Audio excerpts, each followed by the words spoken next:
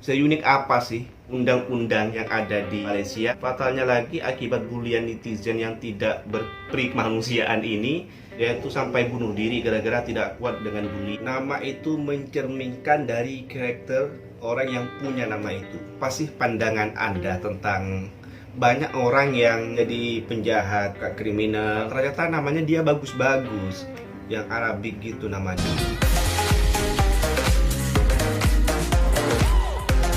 Assalamualaikum warahmatullahi wabarakatuh. Welcome back to my channel. Jumpa lagi dengan saya Mr. Bas. Apa kabar Anda hari ini? Semoga dalam keadaan baik-baik saja, sehat walafiat, dimurahkan rezekinya, amin ya robbal alamin. Oke, pada kali ini saya akan membuat konten yang sedikit berlainan dari konten-konten saya sebelumnya. Kali ini saya akan react sebuah video rekomendasi dari salah satu penonton. Ini dah lama sebetulnya, ada 2 atau 3 minggu yang lalu dia letak link di ruang komen, tapi saya belum sempat lagi buat react karena memang saya sebetulnya tidak mengutamakan untuk video reaction gitu. Tapi untuk kali ini saya akan buat sebab saya tengok thumbnail tuh dia semacam tentang undang-undang unik di Malaysia, dan rasa-rasanya dia ini juga channel dari orang Malaysia juga. Sebab itulah saya tertarik untuk mereact seunik apa sih undang-undang di Malaysia yang diulas di konten ini. Selalunya saya anggap benda itu unik apabila benda itu tidak saya jumpai di Indonesia, di negara saya sebelumnya, undang-undang ini. Akan tetapi meskipun di Malaysia dikatakan unik sama orang, kalau undang-undang itu juga ada di Indonesia, maka itu tidak masuk dalam kategori unik bagi saya. Oke, seunik apa sih undang-undang yang ada di Malaysia yang diulas di konten ini? Oke, jom kita mulai. Unik di Malaysia. Toprak Malaysia. Nombor 5. Mengejek rakan. Menghina atau mengutuk seseorang adalah satu kesalahan dan boleh dijatuhkan hukuman. Menurut Seksyen 14 Akta Kesalahan-Kesalahan Kecil 1955, apa-apa bentuk penghinaan sama ada dalam perkataan, bahasa atau kelakuan dengan tujuan mengganggu keamanan umum atau membangkitkan kemarahan orang lain adalah salah dan boleh dikenakan hukuman. Selain itu, tindakan body shaming sama ada di internet atau di mana-mana platform seperti WhatsApp, Instagram dan sebagainya boleh didakwa mengikut Seksyen 2331B Akta Komunikasi dan Multimedia 1998. Sekiranya didapati bersalah, mereka boleh dihukum penjara dalam tempoh tidak melebihi 1 tahun dan denda tidak lebih RM50,000. Bermain drum pada malam hari. Oke, Jap. Undang-undang apa seperti ini juga ada di Indonesia. Itu diatur dalam Undang-Undang ITE tentang informasi teknologi elektronik gitulah. Termasuk cyberbullying, body shaming di internet itu boleh diadukan pelaporan, boleh dipidanakan dengan bukti-bukti tertentu gitu. Satu ini saya tidak kategorikan sebagai undang-undang yang unik, sebab di negara saya pun juga ada undang-undang seperti ini. Cyberbullying atau body shaming atau bulian ini sebetulnya merupakan hal sepele bagi kita ya. Bagi yang netizen yang membuli itu merupakan hal sepele, tapi bagi mereka yang kita bully, kita tidak tahu. Kita tidak tahu kondisi mental dia itu seperti apa. Kalau mental dia lagi happy ketika kita bully, mungkin dia akan sedikit bisa boleh mengatasi bulian itu. Oh, biasalah netizen, mungkin boleh macam tuh. Tapi kalau dia lagi down, lagi stres, lagi banyak masalah, terus membaca bulian dari netizen, itu akan sangat berdampak negatif untuk mental dia. Bisa jadi nanti tambah stres, tambah sakit, tambah yang lain. Dan fatalnya lagi akibat bulian netizen yang tidak berperi kemanusiaan ini, yang semau kata dia type kata-kata di sosial media. Sampai ada beberapa ya yang saya baca tuh artis Korea, dia tuh sampai bunuh diri gara-gara tidak kuat dengan bulian. Marilah kita bersosmed dengan cara yang sehat. Kalau kita mengkritik orang, kritiklah dengan tanpa harus membuli gitu kan. Baik, kritiklah dengan cara yang baik. Seperti kata pepatah dulu, mulutmu harimaumu. Sekarang yang lebih sering adalah jari jemarimu adalah harimaumu. Ya. Ya, sebab orang dengan entengnya, dengan tanpa pikir panjangnya, dia type benda-benda yang dapat menyakitkan orang, boleh dibaca semua orang. Ya, oke, smart lah menggunakan sosial media. Main drum pada malam hari. Lanjut. Dari jam 12 malam hingga 6 pagi, sesiapa yang memukul drum, meniup horn atau trompet di mana-mana jalan awam, tempat awam, bandar maupun kampung dan menyebabkan gangguan kepada penghuni di kawasan itu akan disabit kesalahan di bawah Seksyen 13A atas kesalahan-kesalahan kecil 1955. Denda maksimum RM100 akan dikenakan jika didapati bersalah. Oleh sebab itu, banyak baskers dan pemuzik jalanan sering kita lihat hanya memainkan drum kotak kerana bunyinya yang tidak kuat. Oke, memainkan drum di tengah malam yang berpotensi mengganggu kenyamanan masyarakat. Undang-undang ini di Indonesia ada atau tidak saya kurang tahu pasti. Tapi saya pernah mendengar lah, kalau misalkan dalam satu perkampungan itu ada suatu kegiatan yang sifatnya itu semacam keramaian, bunyi-bunyian, itu kalau misalkan ada pihak yang tidak berkenan, itu boleh melaporkan keramaian itu sebab mengganggu kenyamanan atau ketenangan warga masyarakat setempat. Kurang lebih seperti itulah saya mendengar, tapi saya tidak tahu ya apakah ini sudah undang-undang atau hanya sekedar peraturan daerah. Peraturan daerah sama undang-undang itu berbeda. Kalau undang-undang itu sifatnya umum, jadi semua warga negara harus mengikuti undang-undang tanpa terkecuali. Kalau peraturan daerah yang disingkat dengan Perda, ini hanya diterapkan di satu daerah di mana peraturan itu diterapkan.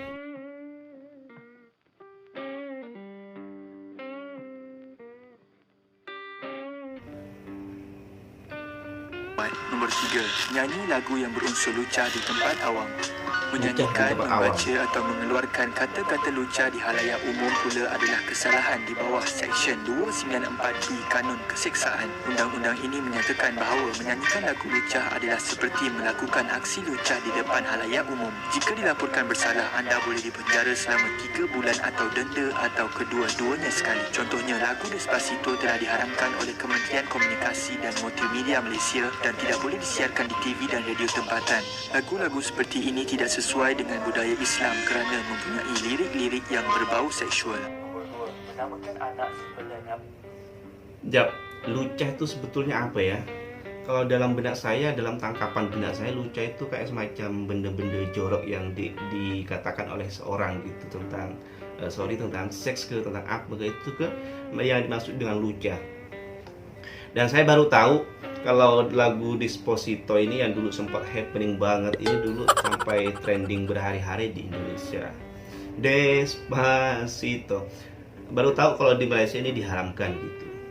Iyalah, saya juga tahu sih sebetulnya lagu Despacito ini liriknya memang kurang elok lah ya. Seandainya ditranslatekan ke bahasa Melayu ke Indonesia dia tuh punya arti kurang elok bagi kita yang punya adat ketimuran gitu. Nombor 2. Menamakan anak sempena nama buah.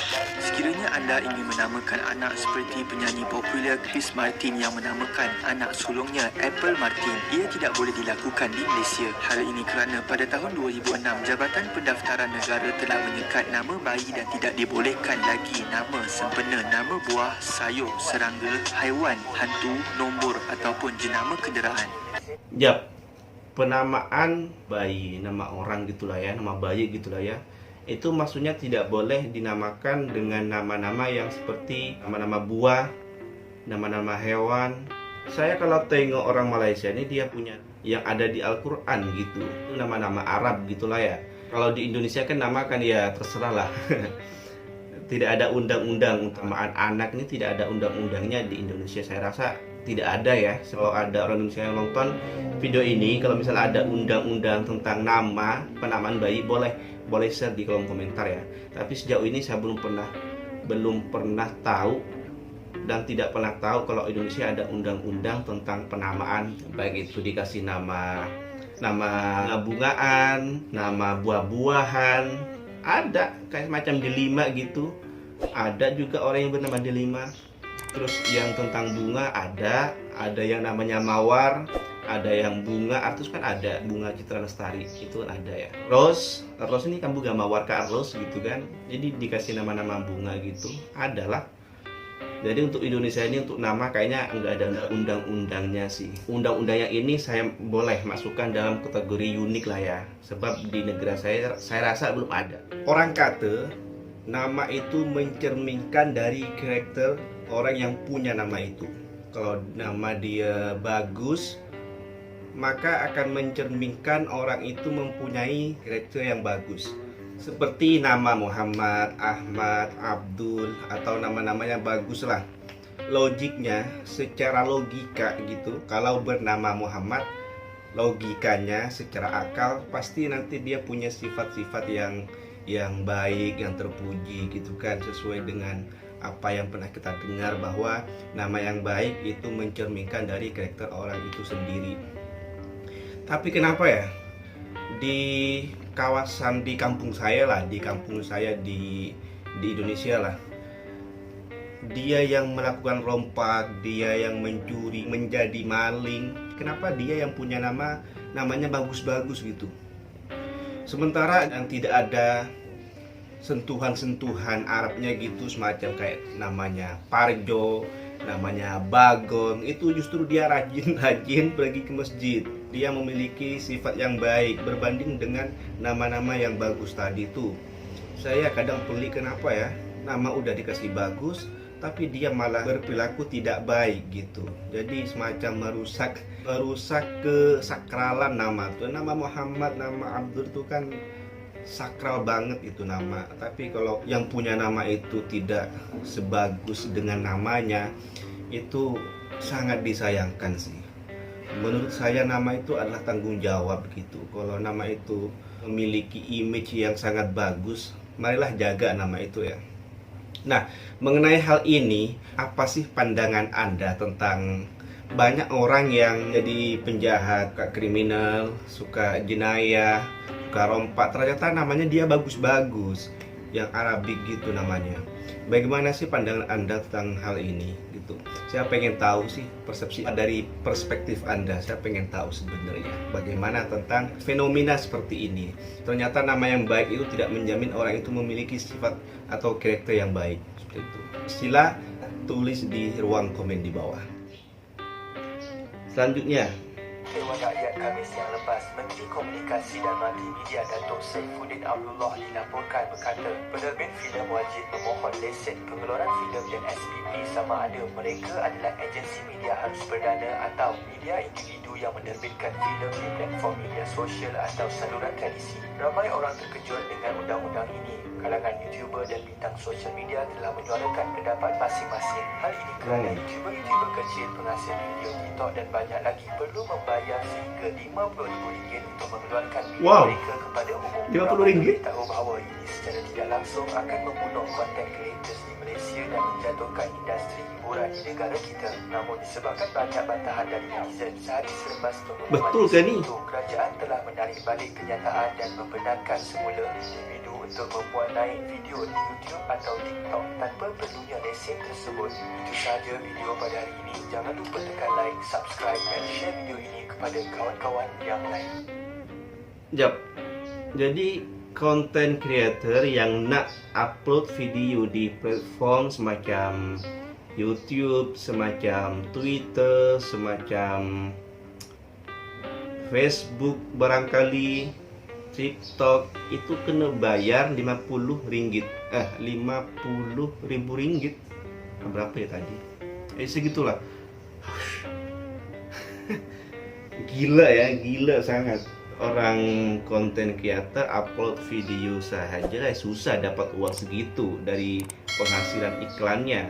Jadi kalau seandainya ini diberlakukan, disahkan gitu ya, sangat merugikan lah ya, sangat merugikan konten creator. Apalagi bagi pemula yang nak baru terjun di dunia perkontenan, pas tuh dia bikin film harus bayar 50.000 dulu gitu sebelum diupload, sebelum lolos gitu untuk diupload.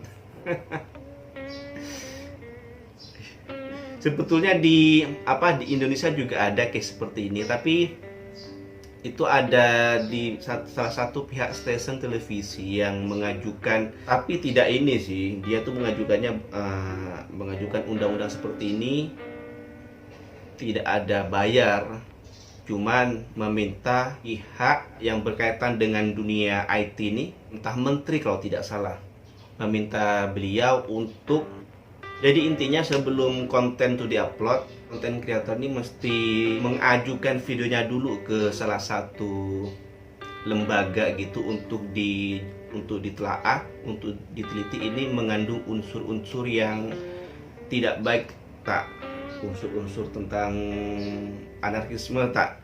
Nah itu nanti kalau sudah ditelaah, kalau sudah lolos sensor dari pihak yang berwenang, maka itu nanti boleh diupload tanpa ada biaya sih, seperti itu. Tapi akhirnya itu banyak protes dari konten creator, akhirnya nggak jadi gitu. Oke, mungkin cukup sampai di sini ya untuk kali ini. Pada intinya tadi ada beberapa yang unik bagi saya dan ada yang biasa aja. Yang biasa aja tuh karena sudah ada di Indonesia seperti itu. Ya, cukup sampai di sini. Sebelum saya pamit undur diri, saya mohon maaf apabila ada kesalahan yang tidak saya sadari terkeluar dari lisan saya mohon maaf sebanyak-banyaknya.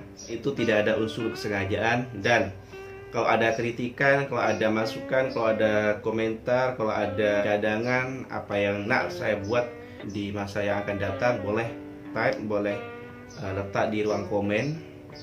Kalau ada yang kurang dari penyampaian saya juga, kalau ada yang salah tolong dibetulkan di ruang komen. Saya hanya manusia biasa yang pasti tidak lepas dari salah dan dosa. Itu sahaja. Kalau Anda suka dengan video ini boleh di like, dan kalau ingin berbagi boleh juga di share ke kawan-kawan Anda. Yang terpenting jangan lupa untuk subscribe channel ini serta like agar tidak ketinggalan update terbaru dari channel ini. Sampai jumpa di next konten. Wassalamualaikum warahmatullahi wabarakatuh.